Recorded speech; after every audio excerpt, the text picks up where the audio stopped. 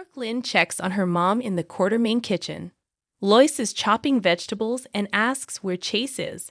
Brooklyn suggests he's halfway to Canada after Gloria's tirade on marriage. Lois thinks she's being overdramatic, but Brooklyn is mortified over what Grandma said. Brooklyn says they haven't discussed marriage and just moved in together. Lois assumes marriage is the next step, but Brooklyn says they are happy the way things are. Chase arrives with wine, claiming he has a wine guy, and he pours them some glasses. Lois loves the wine and is glad they could join her for dinner. She wants to get to know Chase better and apologize for her mother. She explains her mother is a romantic and in love with love, and women from her generation believe if you are in love, you put a ring on it. Brooklyn chokes on her wine. Lois says it's obvious Gloria likes him, and she likes and approves of him too. She sees that he makes her daughter happy, and Chase says she makes him happy too. Lois excuses herself to take a call, and Brooklyn tells Chase she's so sorry about all of this. He says he's not. She can't believe he's not wigged out with this wedding talk, but he's not. He tells her to relax, but Brooklyn thinks her grandma probably has reserved her a church already. Her grandma's views she can understand, but not her mother's. Chase doesn't want her to be mad at her mom on his account as he thinks she's awesome. She thanks him and wonders how she got so lucky. He asks the same about himself every day. Chas asks what the 3 most important moments have been in her life so far. She says the last time she saw her great-grandfather Edward, the first time she wrote a song, and gaining a little brother in Leo. He wants this moment on that list, gets down on one knee and proposes. Kristina brings Molly back to her place and grabs them some wine. Molly appears in shock, and Kristina leads her to her sofa. She asks what happened. Molly suddenly realizes she's never been to her place before. Kristina can't believe it, and Molly points out that when they get together it's always at her place or mom's.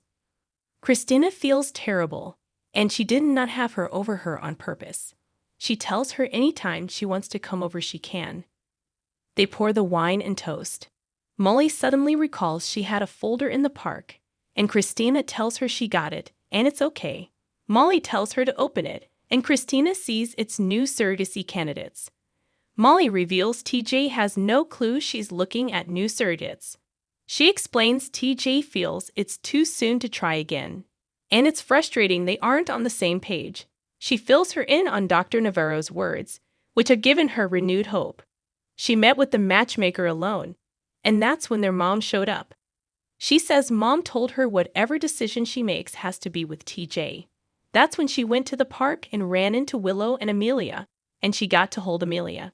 After she left them is when she broke down, fearing she'd never be a mom.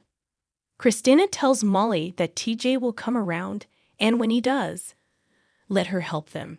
Kristina asks to carry their baby. Kristina knows she was against it at first, and maybe part of her did want to be the hero. Molly says she never should have said that, as that was her pain talking and she wasn't fair. Molly says it's not Kristina's job to fix this for her.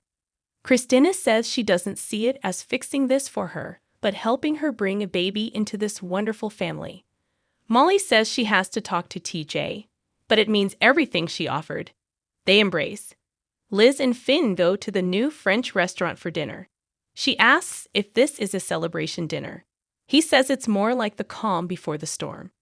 He tells her it didn't go well with the GH lawyer, and it's clear they plan to sacrifice him to save GH. She tells him the lawyers are not the staff, and Portia and Terry wouldn't turn on him. Finn isn't sure, and Martin thinks GH's plan is to claim he was negligent and acted without the hospital's knowledge. Liz says he's not negligent, and the jury will be sympathetic towards him. He laughs. Have you met me?